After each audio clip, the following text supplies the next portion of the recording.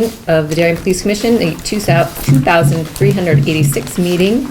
And we are back in our old digs, but clearly a little tight, but we shall carry on. Acceptance of the minutes, January 22nd. Motion to approve. Motion to approve. Second. All good. Correspondence. Chief? I have a few letters of correspondence here. First one was from a former resident of Darien. His daughter was involved in an early morning car accident back on the 6th. And he writes that Officer Vigil, this is Edwin Vigil, working the overnight, treated his daughter with respect and dignity, overwhelmed with gratitude. And Officer Vigil knows our whole department was part of my daughter. In my experience, she put my daughter's safety first over everything else. I was fortunate to meet Officer Vigil at Norwalk Hospital. He was kind and caring and executing his duties. So when he lived in Darien, his previous experiences with the police department were no different. He thanks our department as a whole and is very thankful for Officer Vigil's service. That was very nice. That was number one. We have a thank you letter here from the chief of the Norwalk Police Department. As some people might have heard, they had an officer that recently died, long-serving officer. Had a very big funeral right over the line in Norwalk at the church there. We provided traffic control for Norwalk PD, and our honor guard was there as well at that funeral. So the chief of Norwalk was very appreciative of our involvement and assistance. And I have a letter here from Janice Marzano of the Depot. Folks might have seen or heard there was a fairly substantial bus accident on I-95 last week where the bus actually ended up in the parking lot of the Norotan Heights train station. And I believe that was the Merrimack girls basketball team. And Officer Jimenez and our other officers helped get them over to the depot, welcomed them with open arms and kept them warm while they got alternate transportation set to get them back home. So again, very nice letter from Janice Marzano to me. It was also sent to the press, and I believe the press has already published that. So I appreciate her sending that letter. Kudos to Officer Jimenez for his assistance. Yeah, a bunch of nice letters this time. So all good. On to department activity. Captain? Yes. This is going to be from January 21st through February 11th. But we're going to start with an older case, just an update. During the overnight hours on December 26, 2018, a Fairfield Avenue residence was burglarized while the homeowner slept. It was also determined that the homeowner's vehicle was burglarized inside of their garage. Several other car burglaries of unlocked cars and a stolen car with keys left inside were also reported throughout Darien on that date. Working with other area agencies, Darien detectives identified the suspect as Xavier Medell, age 20, of Norwalk. Medell was then arrested and has remained incarcerated. This past week, a Stanford Superior Court judge ruled that Medell will serve 5 years in prison for the crimes he committed in Darien, Westport, and Greenwich. He pleaded guilty. He did, yeah. He had a trial, or he didn't have a trial, he pleaded guilty. Something else that happened on March 25th, but the judge ruled this past week that he has to serve at least 5 years of a 15-year suspended sentence. It just goes to show that, you know, when we give these monthly reports or every couple of weeks about car burglaries, sometimes these cases aren't resolved for a year or later. In this case, you know, sometimes the state's attorney's office, many cases from many jurisdictions are rolled together. So I just want to let you know that these folks are out there and we are catching them on occasion, but they just seem to be not giving up despite our best efforts, but we'll continue on with our best efforts. On January 21st at approximately 12:45 a.m., a 39-year-old Darien woman was arrested for DWI and other motor vehicle charges. On January 22nd, a male patron of Equinox stated that his credit cards were stolen from his locker while he was working out. Complainant stated that the locker was locked. January 24th, a 36-year-old woman was arrested for evading responsibility after she was involved in an accident in the parking lot of Holmes School and then left the scene. An unlocked 2018 Mercedes with the keys in it was stolen from a Mystic Lane driveway on January 26th. It was recovered in New Haven later that day. Du Bois Street resident reported that 2 checks had been removed from their checkbook and cashed by unauthorized persons. On February 7th, there were 3 incidents of mail theft that took place through town. In all 3 incidents, the victims had placed outgoing mail in their mailboxes with the flag up. And suspects were observed driving up to the mailbox, removing the outgoing mail, and fleeing the scene. On February 8th, a 46-year-old Darien woman was arrested for her involvement in a domestic violence incident. On February 11th, Darien officers wore small orange ribbons on their uniforms to acknowledge Teen Dating Violence Awareness Month. Just this morning, officers participated in Coffee with Seniors at the Mather Center, and our next Coffee with the Cop event is scheduled for February 15th, this weekend at the library. It will also include both of the Darien Police K-9 units. Over the next 3 weeks, and one of the reasons we're in here tonight, every Darien police officer will receive annual training in critical incident management, defensive tactics, and TASER recertification. From January 21st to February 10th, 8 burglaries of unlocked motor vehicles, with the majority occurring during the overnight hours on January 21st and January 28th. During that period from the 21st to February 12th, we had 218 traffic stops, 51 motor vehicle infractions issued. Also during that period, we had a total of 19 motor vehicle accidents, 6 involving minor injuries, and 1 involving a pedestrian, which was one of our own officers while he was engaged in traffic enforcement. He was working a extra duty job, and thankfully he wasn't injured, but he was struck by a passing motorist. So yeah. Well, I want to take this opportunity while we're on TV. We talk on and on about locking up vehicles at night, which obviously still a message I want to convey, but also we haven't, the mailboxes. Putting a check in your mailbox, putting the flag up is an advertisement for somebody to come take a check. We obviously changed the mailboxes out at the post office. That seems to have solved that problem, but putting a check in your mailbox and putting the red flag up is definitely not advisable. I don't think we've had an incident like that in a while, but it does kind of advertise to who's ever out there, and they still seem to be out there. So if you have anything important, take it to the post office, put it in the safe box, or go inside. Clearly, that issue has not gone away completely. And it is, if you monitor the regional news outlets, that is a regional issue. It's just not down here in Fairfield County, it's everywhere. Westchester County, going up to Haven County, it's. But the little red flag is a fairly So visible sign. can I just, point of clarity, when you say put a check in your mailbox, are you talking about somebody that pays their utility bill by check and sticks it in their Correct. mailbox? So in other Outgoing Right. mail. Yeah, So, essentially these people are all committing federal crimes, right? Isn't it a federal crime to take mail from a mailbox? Yes, but the postal inspectors pretty much leave that to local municipalities to investigate. We would notify the Right. postal inspectors, but they're not typically going to engage in Okay. theft out of a mailbox. Theft out of, the folks taking it out of the big blue mailbox or transfer box, yes, but out of a regular mailbox, they would usually let us do that investigation. But are they breaking a local law, state law, or a federal law by tampering with mail in a homeowner's mailbox? In the event that we catch someone, or we develop information, Right. they're charged with a state crime of larceny. It could be forgery as State well, crime. depending on what they do with that check. Okay, If they wash it and change the amount, and change the signatures, and change the payee, yeah. then that would be a forgery crime.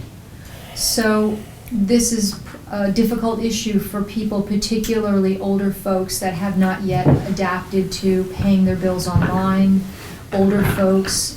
I'd like to request, if you don't already do so, if maybe there's an informational program that you can provide to the seniors at the Mather Center to help educate them on how to protect themselves, because I'm quite sure that folks routinely pay their bills in that fashion. yeah, definitely the education, much like with locking the cars, any outlet we can do. What I can say, and this is not from, but hand it to your postman, make sure you take it to the post office. Even putting not putting the red flag up would probably not signal, but I will leave that to whoever is going to Does the present. mailman stop if you don't have the flag up? I mean, these are questions that I haven't contemplated. Well, he stops to put your mail in, If, Right, it's rare, there's Okay. no mail going in, so. and he stays. The good thing is the Yeah. demographic at the senior center are folks who are locking their cars, so I appreciate Oh, good. those folks. They do, in fact, lock their cars. great. Yeah, we've talked a lot, we have many opportunities to talk to our seniors about, internet scams and the phones, they're the ones that are still picking up the telephone, so we will add it to the list of things that we Thank you. talk to them about. We'll continue on with the scams as well, because I just saw one today that the folks were scammed out of $100,000. Not here in Darien, but in our area, $100,000. Talking real money. Okay. Old business. Marine Division office storage space at Pear Tree Point. I don't know what you have, I know we have finally received information back from the area people who chose to answer us. So we have, finally have that information newly in our hands. We are gonna talk about, next steps, compiling that, what to do with it. Do you have any other? It is clear that based on the information that we got from our Marine Division officers scouring this area, that most Marine Divisions do have long-standing waterfront office space. We did ask them what they had as far as amenities. That's all included in the report that I sent you earlier in the week.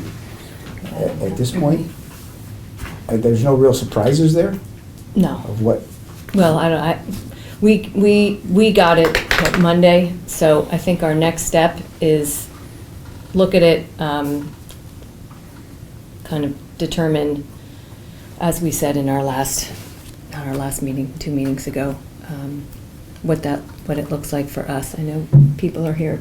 Did you guys want to say anything about it, or were you just here to hear what we had to say? Kim, I think what would be helpful for us is each of those surveys is in a different page. I'll just quickly throw it into an Excel spreadsheet so we can do a Awesome. quick comparison of everything so you can see it on one page. Awesome. It's easy, right? Yeah, that would.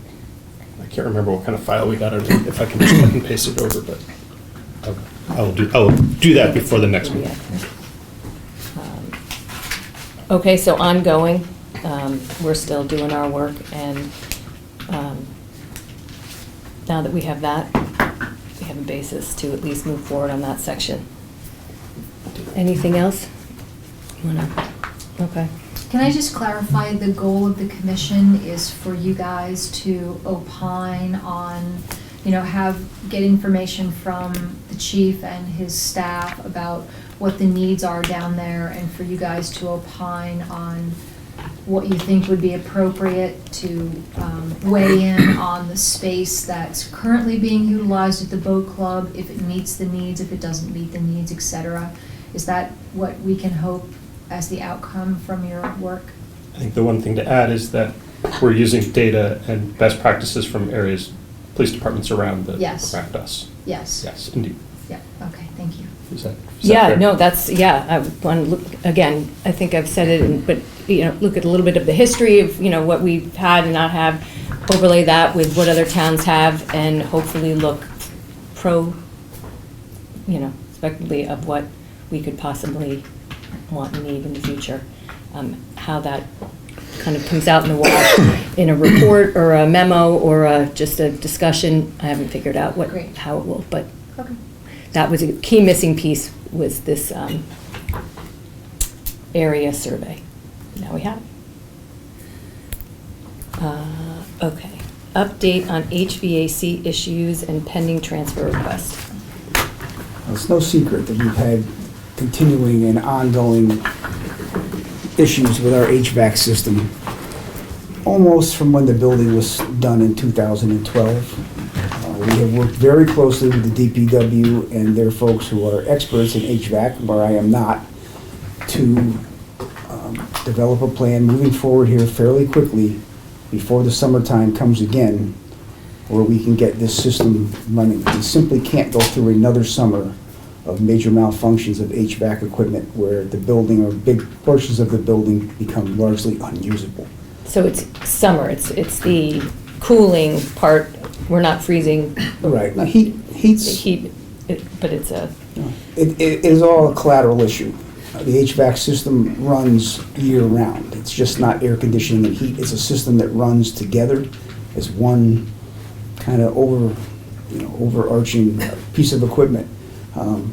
We haven't had really cold temperatures this winter, but in our break room last winter, the officers had to wear their coats to eat their lunch because the temperature was just not maintained where you could have your lunch without a coat and a hat on. So Ed Gentile and his folks, we had a recommissioning report. We have identified a plan to move forward. We're going to be presenting a request, a fairly sizable request to the boards for a new condensing unit for the roof and a new building management software program. That the condensing unit on the roof is the big thing now that we need to get done before the summertime. The building management system that we currently have is no longer supported, and they've identified a need that we do need a new program. The folks that we spoke to, again, very knowledgeable, guaranteed me as far as humanly possible that this new building management software will solve the issues in our department. And I think most folks here have heard me say before, I asked the question, is it too much to ask that if I set the temperature at 68 like I do at my house, that we can maintain 68 here reasonably year-round? And that, the guys, absolutely, that is not an unreasonable request. And that's really all we're looking for, is to maintain a reasonable temperature here year-round without condensation coming through and dripping on the tables and coming through the ceiling tiles. So that's going to be coming in the next couple weeks. Just want to keep you apprised of that, that again, we're working very closely with the DPW to try to get that done. unfortunate but necessary. Like in your house, something you really don't want to spend money on, but sometimes unfortunately you have to fix the problem. Okay. Chief, just a note, we approved a small transfer of $10,000 at our Board of Selectmen meeting to cover some portion of costs that you're incurring. Thank you. I know, we know there's a larger request that's coming. Right.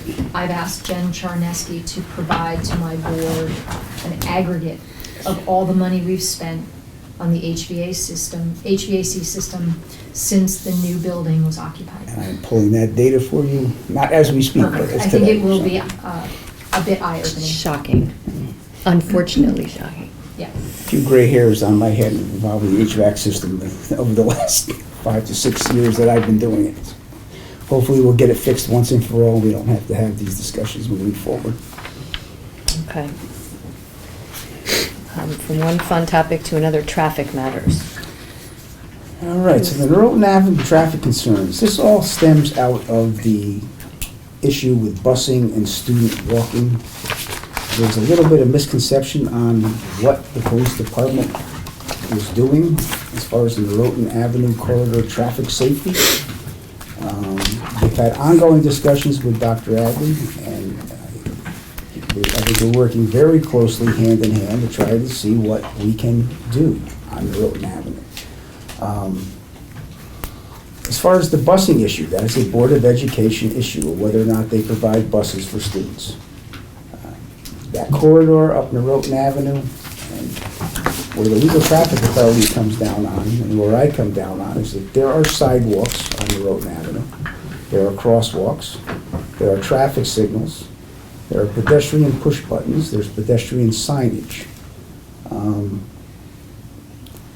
For us to say that there, and I've said this in different forums, I don't have any identifiable known defect or known issue on Norotan Avenue that I could say this is unsafe. If I did have such a concern, or the DPW had such a concern for sidewalks, or we would be out there fixing it. If there was an identifiable issue where I said there is, one rate, I think that letter to the editor went in, or maybe online, there was a clear and present danger on Norotan Avenue. That's a quote unquote from someone who wrote in. I'm not sure who that is. I don't ascribed that there would be a clear and present danger on Norotan Avenue, where we would have to immediately correct something. That all said, is Norotan Avenue ideal for walking? No, it's not. There's traffic congestion, there's I-95 entrance ramps, there's Metro North train station, there's gas stations, there's other commercial establishments there. But as far as anything that I can identify as a clear and present danger, it's just not there. I know the Board of Ed is still working on potentially getting some compromise, or I don't think they've ever shut the door completely on some kind of forward-moving overview of maybe reconsidering, or, but when it comes, I just want to make sure that everyone knows that the police department is involved with the Board of Ed. We were looking at specifically Norotan and West to see, we're monitoring and we're continuing the monitoring. I think we're almost done. We agreed to a certain amount of monitoring of days to see if potentially a new crossing guard or a crossing guard would be warranted there. That is the kind of stuff that we are involved in. You know, we've never really expanded the crossing guard program in my 36 years here. We've contracted some spots, but we've never added a crossing guard. And That's it. adding a crossing guard, it seems to me that would be a Board of Ed thing, but that's an R thing. Where does that Right. fall? In the town of Darien, crossing guards are run through the police department under the police department budget. But we would work with the Board of Ed. Clearly, most requests for a crossing guard, you would think would come from the Board of Ed for us to look at to see if, hey, would a crossing guard be, you know, warranted at this spot? And I've had this discussion numerous times. I'm not sure what the metric is. I was Is gonna it say- one child that gets I it, was or just is it gonna ask 10? that Is question. it, that's a public policy discussion that we'd have to So have. if we're doing this monitoring and we come up with whatever it is, we then take that to the Board of Ed to say some days, I mean, I don't, what, What, whose yeah, what does data? monitoring mean? Are you monitoring for number of pedestrians traversing that intersection? Right. What does monitoring in this case mean? Well, we're not advertising the fact that we're there doing counts Right. for school children at walking time and going home. On different days, different times, different weather conditions, Okay. to see what a But true, we're looking at school children, not yes, at 12:30 on a, Sunday afternoon. Correct. We're- This is purely to monitor Right. school-age children traffic. clearly our school guards are, they do a very, very good job, our assisting school guards. If a mom's coming and walking her kids or walking a dog, yes, they're gonna help her across No, the I- street. no, I- but I just wanna yeah, be we're not there for clear. adult Yeah. crossings, we're there But- for school age. But I just want to be children. clear that we're not monitoring pedestrian traffic, we're Right. monitoring school-age walking traffic. Right. And when will your monitoring period end? I think by sometime next week, we should have that going to Dr. Adley. We are always willing to talk about, traffic and pedestrian safety with an eye toward trying to make it better. Chief, and there, just go over the locations of the crossing guards. There's one at West and Hollow Tree, Mhm. and at Hollow Tree and Middlesex. Middlesex, Correct. and then Mansfield and McLaren. Yes. And then one at Mansfield and Royal, one at Middlesex and Hoyt, Middlesex, right, one at Old Farm and Tokenique, okay. Clock Lane? and Norotan and Clock. And Poston near Warner. Yes, posted or whatever. Right. We Okay. determined 8 in total, Mhm. I think, right?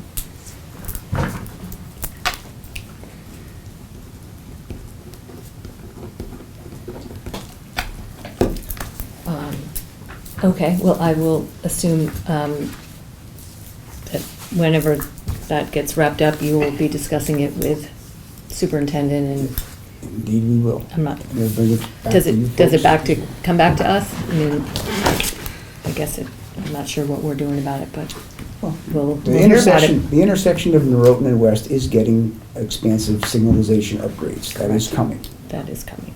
New signals are coming in on the developer's dime in that area as well. working with the DPW, they did go out, they did traverse our entire sidewalk stock, I believe, throughout the entire town. And if there's any issues with sidewalk stock that needs to be repaired, the DPW, I'm sure, will repair it. That, you know, that doesn't mean that they're going, identifying specific locations where there is no sidewalk now. Again, that's a different discussion of where sidewalks should go in. Okay, well, we will hear back whenever that's done and complete. Has the police commission received any communication from the public, other than what's, I know the chief is doing a lot of work and the staff's doing a lot of work? No. Okay. Not as a group, and I mean, not personally. Okay, request for road race. I'm gonna Okay, the staff put at my colleague here. Norotan Presbyterian Church is requesting the commission's approval to hold an event at the end of May. They're looking to host and sponsor a water walk mission that would acknowledge that over 800 million people in the world live without clean water. The ideas that they have are to begin at Weed Beach with a group of anywhere from 50 to 100 people, including several members of the ministry and the church there, and to bucket water up near Water Lane to the parking lot of Henley School, and that all donations that the event raised would be donated to a third world country towards having wells installed. The church is currently working with a charity group called Charity Water, and they're looking to team up and partner with the Multiply Ministry. And they specifically mentioned that they're looking to do on a weekend while school is not out for the year yet, but around 10 a.m., expecting to hold the event for a couple of hours. And they're not looking to make this a yearly event.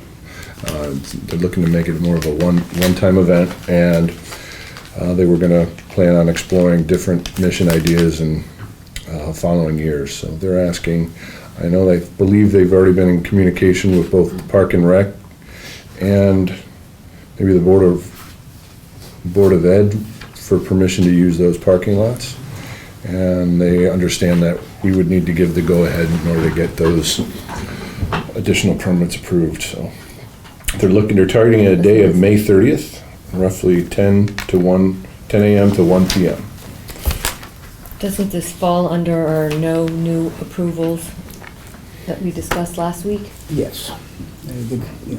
Under the previous commission chairman, there was a understanding in the minutes of a police commission meeting that between May and October that we would not add any additional events unless an event dropped off, a public event using the roads during that time.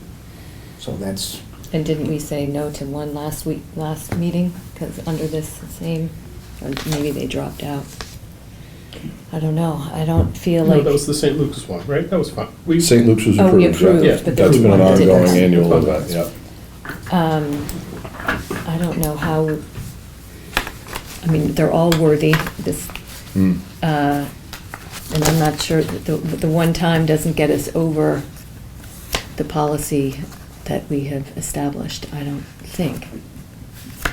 I'm trying to think, I mean, I hate to say no to anybody who's doing this stuff, but we clearly had maxed out the neighbors, the department, the roads, the everything.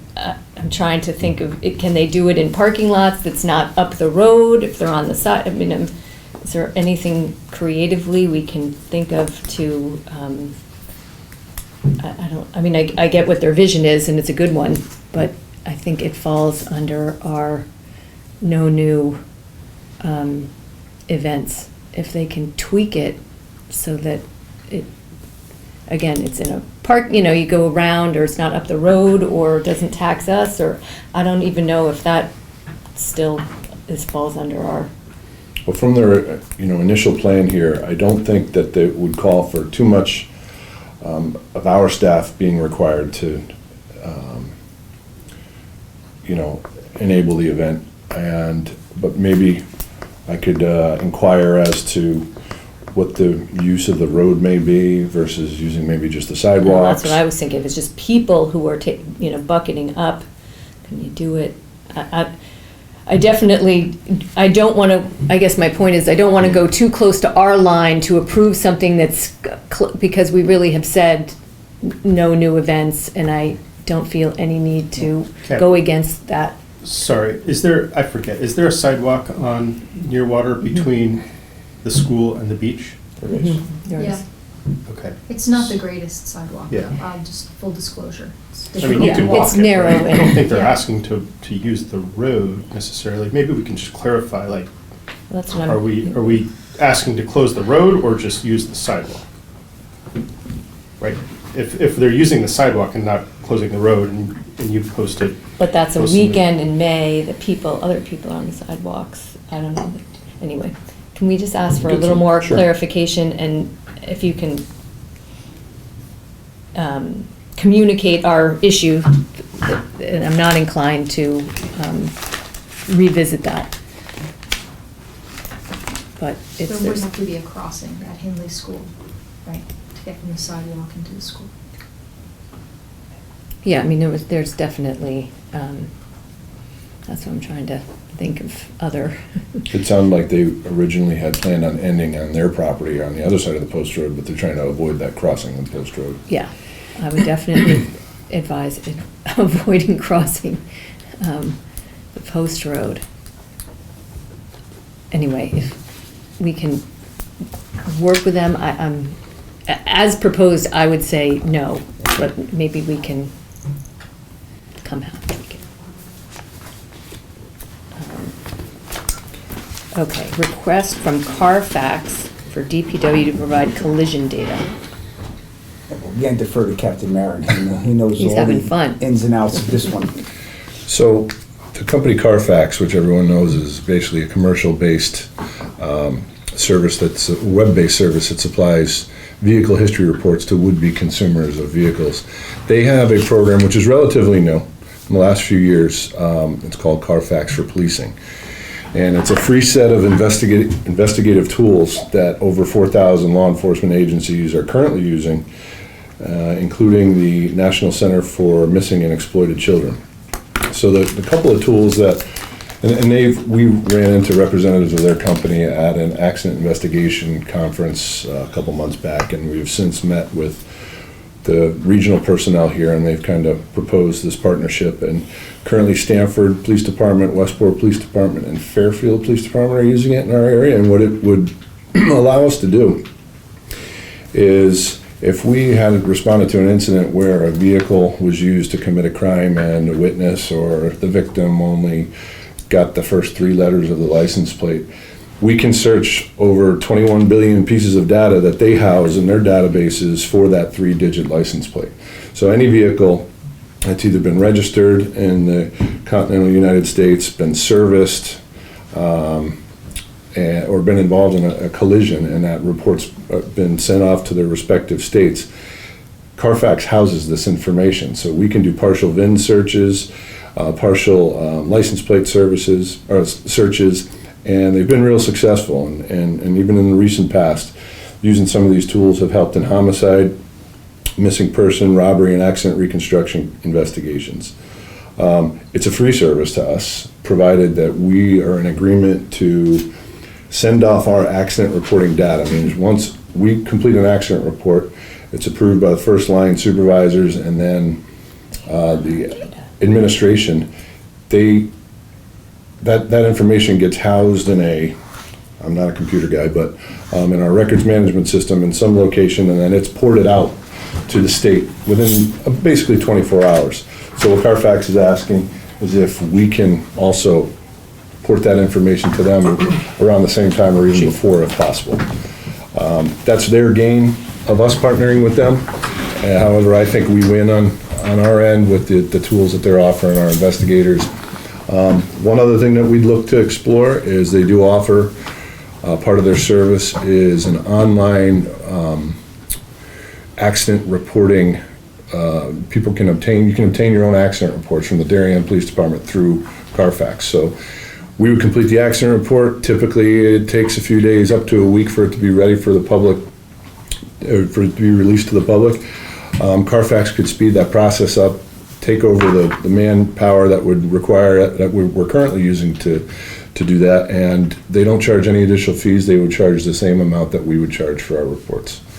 So we're going to explore that. That's not something that we would get involved in right off the beginning of this partnership, but the VIN searches and the partial license plate searches, as well as something called a VIN alert. If we have a missing person, an Amber Alert, or just a vehicle that's been used in a crime that we're looking for, we can enter a VIN alert if we have the VIN for that vehicle. And if it's used at a Jiffy Lube or anywhere where they're going to be recording that VIN and entering it in the database that Carfax would have access to, we would be alerted where that vehicle is. And there's also been some other successful cases I've read online or on their website regarding how the VIN alert has solved crimes and saved would-be victims. So we're looking to get that up and running. Again, it's no cost to us other than sending the accident reporting data out to them. And we're working with some of our IT people to see if that's possible and whatever issues that may present for us. Captain, that accident report,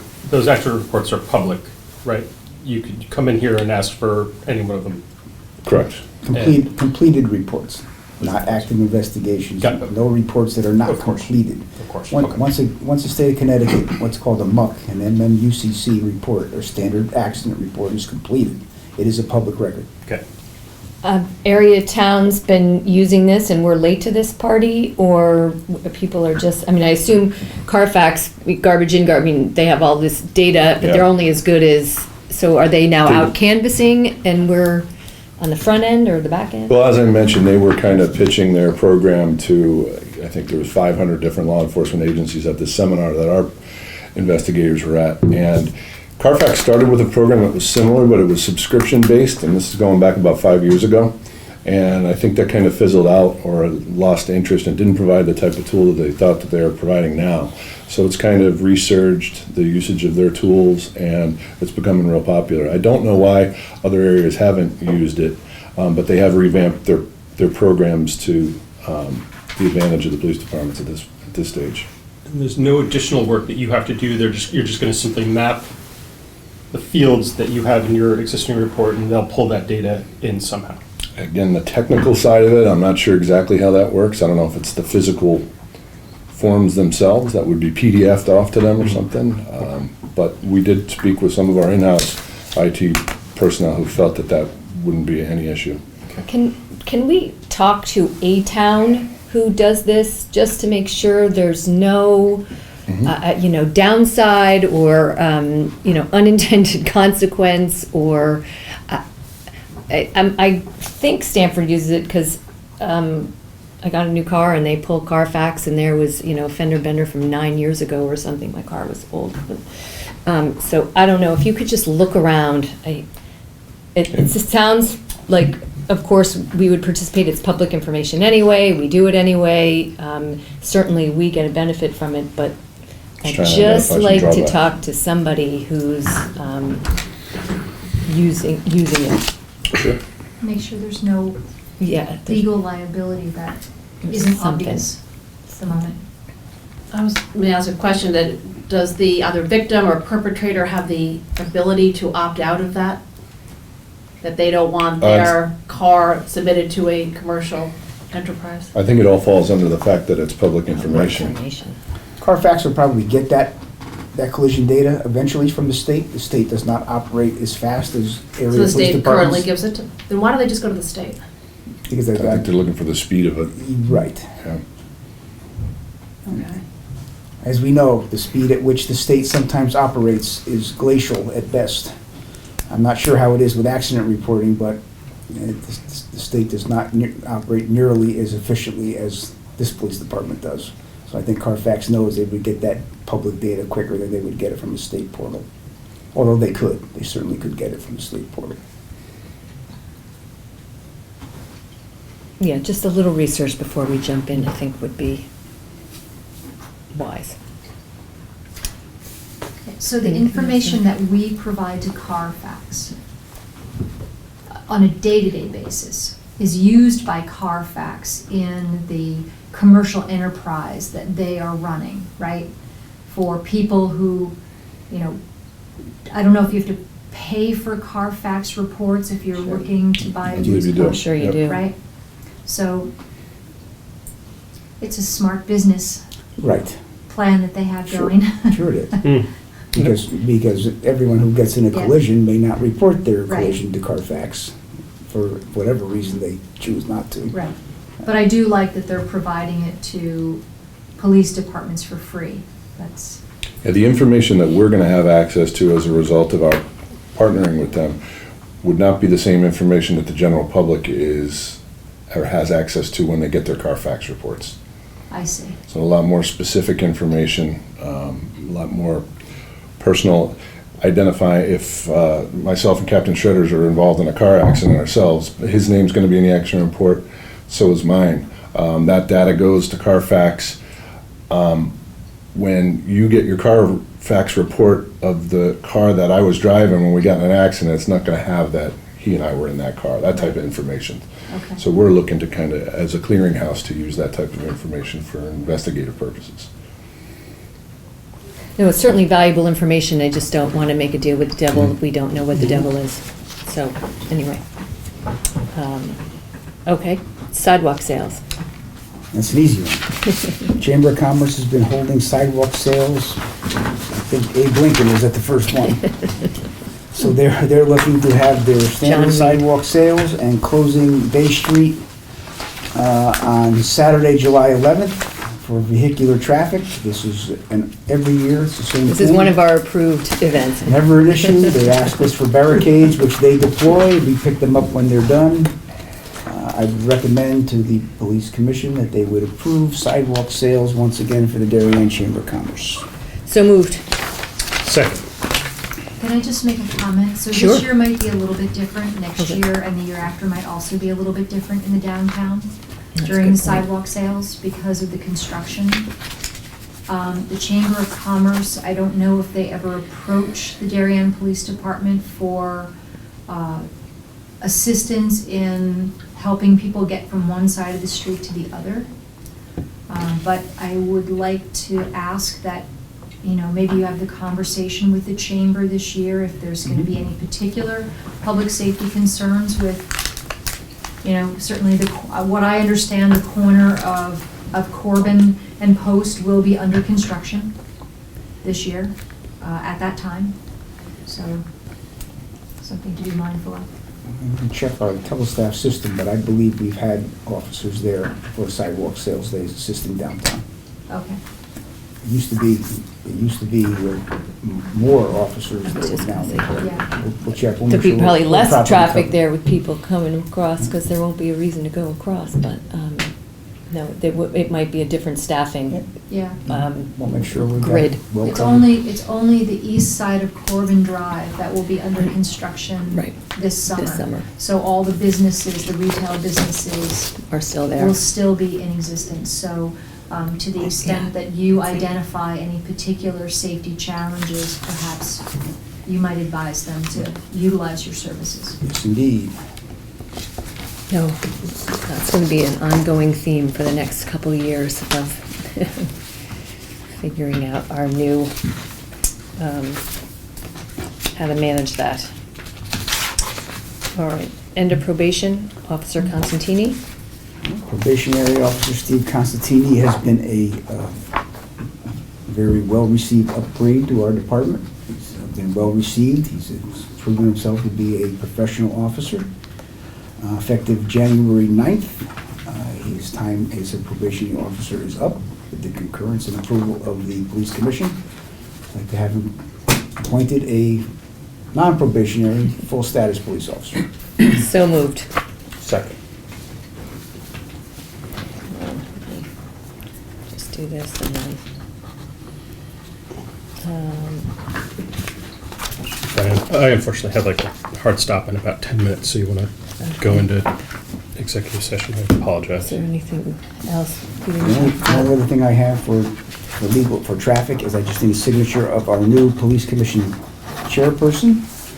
This is just updating our data with the state DOT, having Captain Shredders now the legal traffic Well, liaison that, I sign that. representative. Congratulations. I'm gonna sign this twice.